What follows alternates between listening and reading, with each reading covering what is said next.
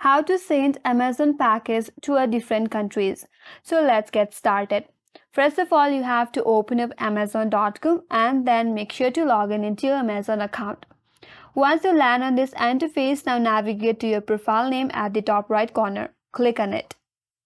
Then you will get to your account page where you will be able to view all the information regarding your account. Now, from this interface, scroll down and under this section that says ordering and shopping preferences, click on your address. Now, you have to add the new address. Click on it.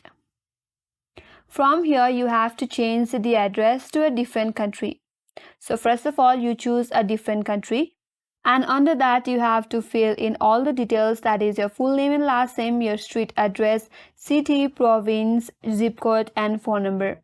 After you fill in all the form, then click on add address. Now, once this address have been added, now the next time you order something on Amazon, you can use this address. And this is how you can deliver Amazon package to a different countries. And that's all for today's video. Hope this video helps you. If you are new to our channel, make sure to like and subscribe. Thanks for watching and I will see you in next video.